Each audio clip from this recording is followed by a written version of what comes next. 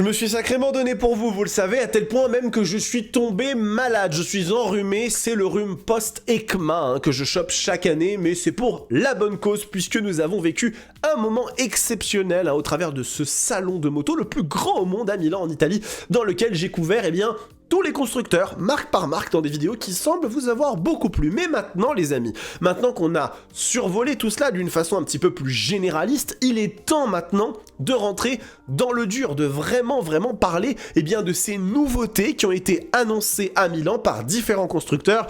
Et définitivement, l'une de celles qui a le plus secoué l'actualité, c'est bien évidemment les toutes nouvelles Ducati et Street Fighter et Panigale, pardon, je vais y arriver, V2 2025 avec énormément de changements, énormément de nouveautés, dont l'une d'entre elles qui est la perte de plus de 30 chevaux sur ces machines comparées aux générations précédentes. Alors, est-ce que ce move extrêmement ballsy, extrêmement culotté de la part de Ducati sera-t-il rentable? C'est ce qu'on va voir aujourd'hui. Bonjour à toutes et à tous, j'espère que vous allez bien.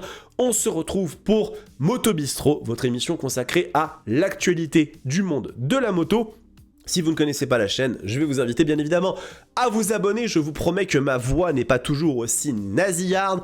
On fait des guides, des tops, des essais de moto, et puis bien évidemment on parle d'actualité. Et là il y en a quand même une grosse, puisque cette bombe qui a été lâchée par Ducati à Milan sur ces nouvelles Street Fighter et Panigale V2, il y a beaucoup de choses à en dire, et on va aujourd'hui passer au crible ces nouveautés au niveau du moteur, du châssis. Est-ce qu'elles sont véritablement extrêmement différentes de leur génération précédente? Est-ce qu'il y a des similarités? Ne vous inquiétez pas, nous allons voir tout cela ensemble. Ce que je vous propose, c'est qu'on commence par aller jeter un petit coup d'œil directement sur le look de ces nouvelles machines, histoire que vous puissiez voir un petit peu à quoi elles ressemblent. Allez, c'est parti, nous avons ici devant nous la nouvelle Panigale V2S, qui est quand même, ma foi, je trouve, assez proche de l'ancienne version, tout en ayant de significatives différences, et l'une d'entre elles, la première qu'on remarque le plus, c'est ici au niveau des échappements, puisqu'on voit que la machine a désormais ses tubes en sortie directement de sous la selle passager, alors qu'avant ils étaient localisés vraiment au plus bas. On remarque également la disparition du monobras qui va être directement substitué par ce nouveau bras oscillant qu'on a pu voir sur la Panigale V4S 2025 et V4 aussi, il n'y a pas de discrimination, donc très intéressant de voir que Ducati essaye un petit peu de s'orienter vers de l'efficacité, puisque selon les dires du constructeur de Bologne, ce bras oscillant permet d'avoir une machine plus neutre, plus facile à emmener, plus agile, et donc du coup ils ont appliqué cette formule pour les nouvelles V2. Alors c'est aussi l'occasion de voir un petit peu ici la Street Fighter V2S qui elle aussi change un petit peu, je trouve, par rapport à la génération précédente. J'aime personnellement beaucoup cette petite plaque ici, ça lui donne un petit côté assez énervé. J'aime beaucoup ce nouveau design.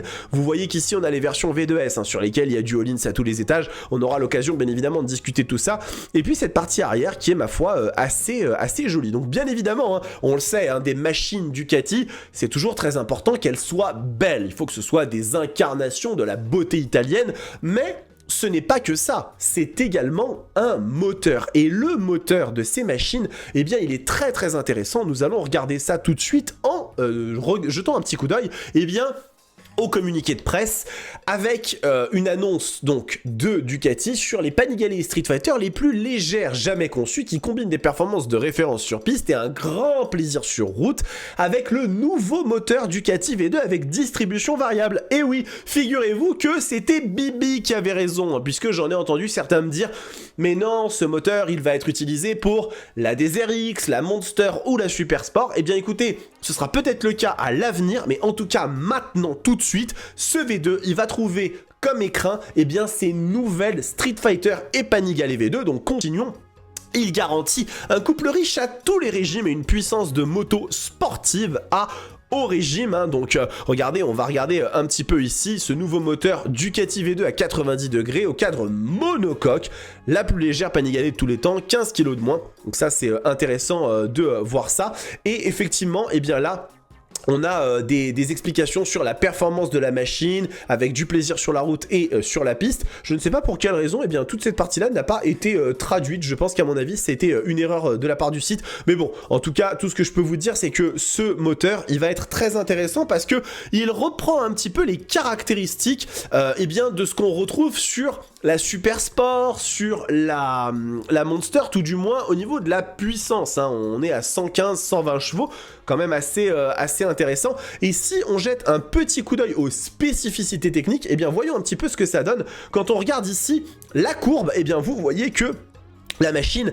délivre un couple assez généreux, hein. Dès les 3000 tours minute, on sent bien qu'elle est capable d'envoyer assez fortement, et une courbe de puissance qui est, ma foi, assez linéaire, avec un petit pic final aux alentours de 10 000. C'est assez chouette. Si on compare à la Super Sport, on retrouve des choses qui sont assez similaires. Maintenant, attention à voir comment effectivement cette distribution variable risque d'influer sur le ressenti de conduite, hein. Ça, c'est quelque chose qui sera extrêmement intéressant à analyser pour la suite.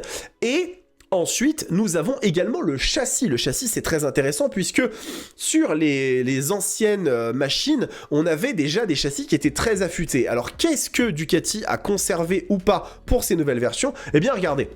Le cadre de la nouvelle V2 est un monocoque léger et efficace qui utilise le moteur comme élément de contrainte, quelque chose qu'on voit bien évidemment sur la Panigale V4. Le bras oscillant en double face qui s'inspire de celui symétrique creux de la Panigale V4 et offre les mêmes avantages en termes de stabilité en sortie de virage et du feeling sur circuit, où il permet au pilote de tirer le meilleur parti des pneus slick modernes. Et effectivement, ces machines sont dotées d'éléments qui restent quand même toujours aussi nobles que ce qu'on avait sur les anciennes versions. Alors bien évidemment, on va regarder le prix un petit peu après, vous avez déjà dû l'apercevoir, mais on le regardera en détail. Si on va effectivement dans la partie châssis de la machine, vous voyez qu'on est sur donc un cadre monocoque aluminium, c'est la même chose pour la Street Fighter V2, avec des éléments ici de suspension intéressants en V2, mais surtout en V2S, puisque là, on passe vraiment sur du très haut de gamme, avec une fourche Öhlins Nix 30 à l'avant, et puis un mono-amortisseur Öhlins entièrement réglable à l'arrière. Ça, c'est très chouette. Frein avant, on est sur des étriers Brembo monobloc M50, à montage radial, et sur la V2, on garde la même chose, hein. Ça ne change pas à ce niveau-là. En ce qui concerne la Street Fighter, c'est pareil, hein, ce sont les mêmes choses, hein. Quand on regarde la fiche technique, on n'a pas de différence à ce niveau-là, hein. C'est exactement la même chose, la Street Fighter V2S, qui hérite elle aussi d'éléments Öhlins ainsi que du freinage Brembo M50. Donc plutôt intéressant, et il y a aussi quelque chose qui est extrêmement important sur ces machines, c'est que ce sont les motos peut-être les plus légères de cette catégorie qui n'ait jamais existé chez Ducati, tout du moins. Regardez, on va jeter un coup d'œil ici, puisque vous le voyez, sur la Street Fighter, mais sur la Panigale aussi, la formule est simple, un moteur, un châssis Panigale et un poids de 175 kg. Le nouveau V2 est le Street Fighter le plus léger jamais créé par Ducati, moins 18 kg par rapport au modèle précédent, c'est gigantesque.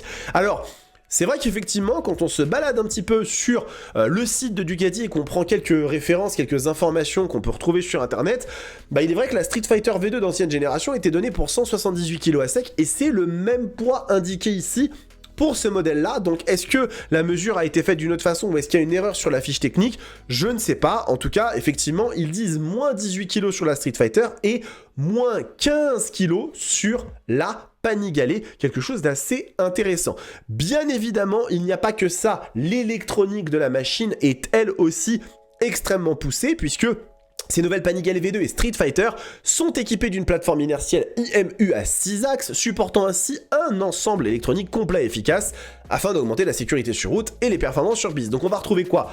Un ABS cornering avec du slide by brake, du Ducati Traction Control, le DTC, Ducati Wheeling Control, le Engine Brake Control, le contrôle du frein moteur, ainsi que le Quick Shift 2.0, le même système que celui utilisé sur la Panigale. Mais on a aussi d'autres choses comme les 4 modes de conduite ainsi que des modes d'intervention de puissance qui sont intéressants. Le tableau de bord, c'est un nouvel écran TFT 5 pouces. Alors attention, hein, certaines choses sur ces nouvelles machines sont de véritables progrès à mon sens sur la technologie et surtout sur sur l'agrément. Regardez un petit peu. Vous retrouvez ici ce tableau de bord avec, mais incroyable, une jauge à essence sur une Panigale et sur une Street Fighter. C'est incroyable, ce sont des motos qui rentrent enfin dans des considérations un petit peu plus de, utilisabilité au quotidien, et je suis vraiment hyper content que Ducati ait décidé de passer cette étape parce que c'est quelque chose qui manquait selon moi. Donc là vous avez le mode Info Road, le mode Info Road Pro avec notamment le pourcentage de puissance et de couple. Je n'ai pas vu si on avait l'indicateur d'angle qui pourrait être cool, et puis le petit mode Info Track, très chouette. Vous avez énormément d'électronique sur la machine, regardez, vous avez la liste de tout ce qu'il y a, et il y a quelque chose qui n'est pas mentionné ici. Je ne sais pas si on peut retrouver des photos des commodos de la moto. J'aurais bien aimé vous montrer quelque chose de très intéressant que j'ai remarqué dessus, mais je ne sais pas si on aura la possibilité de le voir. Mais en tout cas, sachez que ces nouvelles Panigale et Street Fighter possèdent un régulateur de vitesse, et encore une fois, ça c'est bien la démonstration assez forte que Ducati souhaite faire en sorte que ces machines soient utilisables dans toutes les circonstances, par la plupart des gens, et moi je trouve ça très bien. Faire des machines radicales, faire des machines performantes, faire des machines qui font rêver, faire des machines qui sont ultra impressionnantes, mais qui restent vivables au quotidien, ça pour moi c'est la marque des vraies motos excellentes. Et pour terminer, regardez un petit peu, oui, les jeunes permis fortunés vont pouvoir s'en donner à cœur joie, puisque dans la gamme A2, la Panigale et la Street Fighter rejoignent le bal. Et oui, on va pouvoir se payer une Panigale ou une Street Fighter V2 en empochant le permis de moto, et moi je trouve que c'est très chouette, parce que là pour le coup, on est sur du bicylindre, même si on perd 25 chevaux dans l'équation, au niveau du couple, on gardera a priori quand même de belles sensations sur ces machines, et moi je l'ai toujours dit, je ne suis pas forcément d'accord avec le fait de dire qu'il faut obligatoirement acheter des motos très faibles en puissance ou en prix, etc. Je pense que ça dépend de tout un chacun. Il y a des personnes qui sont un petit peu plus raisonnées, qui ont un petit peu plus d'argent aussi, ça arrive. On passe pas tous le permis moto à la même période de nos vies. Et ça, pour le coup, je trouve ça vraiment chouette de pouvoir proposer ces machines en version A2 et très probablement de pouvoir les garder. Parce que là, pour le coup, ce serait quand même dommage de ne pas garder une Street Fighter ou une Panigale V2. Ça fait quand même plaisir. Alors, on va regarder rapidement les prix, puisque ça aussi c'est très intéressant. Je vous rappelle que la Panigale V2 d'origine, elle était proposée à quasiment 21 000 €. Et là, c'était obligatoire. Je ne voyais pas comment ils pouvaient faire autrement, même si avec Ducati, des fois, on a des surprises. Mais la nouvelle Panigale V2 coûte effectivement bien moins cher que sa contrepartie, puisque nous sommes à 16 490 €. On va aller regarder un petit peu du côté de la vue d'ensemble, comme ça on aura les deux machines, à la fois la V2 et la V2S. Donc la V2 coûte bien 16 490 €, et pour hériter des éléments Öhlins, il faudra dépenser 2 500 € de plus, soit 19 000 €, mais ce qui en fait quand même une machine 2 000 € moins chère que la version standard de la V2 précédemment.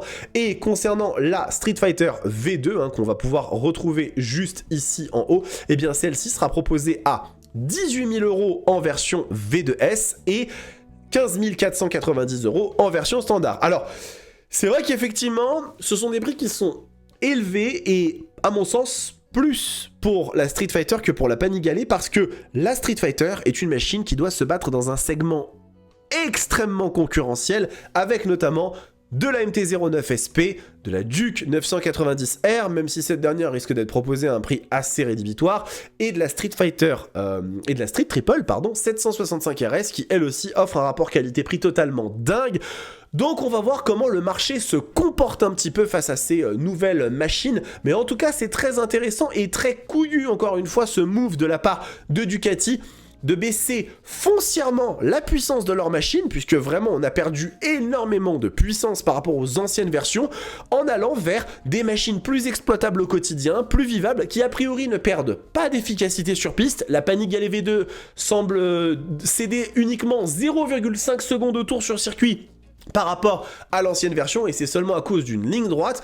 Donc écoutez, j'ai vraiment hâte de voir ce que ça va donner dans le futur, et ces machines, dès qu'elles seront disponibles à l'essai, je les prends tout de suite et je vous fais une petite vidéo comme ça dont j'ai le secret. Voilà. J'espère que cette vidéo vous a plu, les amis. N'hésitez pas à me dire ce que vous en avez pensé dans les commentaires. On va reprendre maintenant une saison normal, hein, on va dire, après cet ECMA extrêmement agité, dans lequel je vais couvrir aussi en partie ces nouveautés qui ont été annoncées, parce qu'il y a quand même beaucoup de choses à discuter. Donc en attendant, prenez soin de vous, kiffez vos bécanes. Ciao!